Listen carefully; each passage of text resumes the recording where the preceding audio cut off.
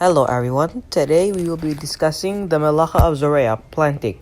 Zoreia is one of the first 11 Melachot, and it is questionable as to whether they were done in the Mishkan for the production of dyes or to bake bread to be used in the Mishkan.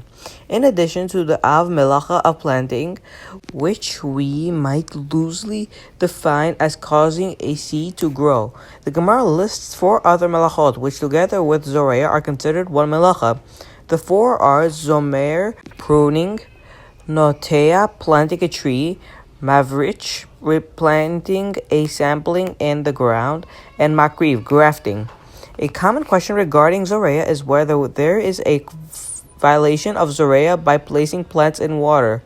The Rambam says such an action is forbidden, and this is how we hold. Though the Ramah 38 says if the plant has no buds, one need not be concerned. It is, however, completely forbidden to water a plant on Shabbat because of Zoreia. Additionally, one may not wash his hands over plants on Shabbat, and one should be careful not to spill any liquid or even to spit on plants on Shabbat. Regarding leaving a sprinkler on timer, one must consult one's local Orthodox rabbi, although some of these major Sephardic poskim seem to be lenient. Some poskim say one should close all sprinklers at one time so that one will not cause the water to flow stronger in other sprinklers, if only close one at a time. But others think this is not necessary. Regarding potted plants, it is forbidden to move them into soil or grass, nor may one hang a potted plant above soil or grass.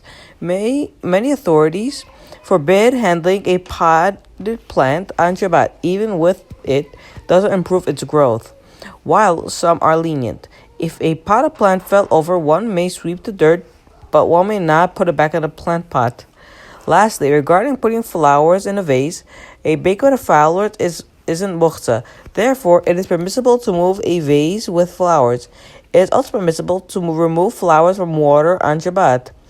If a flower that was fully bloomed was removed from a vase filled with water, and for Sephardim, even if it wasn't previously in water, and it was in water from before Shabbat, it is permissible to reinsert it in a water-filled vase. If it isn't fully bloomed, one shouldn't put it or return it into the water on Shabbat. One may not put tree branches in a vase with water on Shabbat. However, one may return them to water unless there are flowers on the branches. On Shabbat, Ashkenazim hold one may not add water into a vase with flowers or branches. However, on Yom Tov, one may add water. While Sephardim hold one can fill a vase up with water, even on Shabbat. On Sukkot, it is permitted to put a lulav back in water if it was in water before Yom Tov. Also, one may return the lulav to a damp towel, but one may not prepare this towel on Yom Tov. However, on Shabbat, the lulav is muhtzah. Thank you for listening about the Melacha of Zoreia, and hope you have a great day.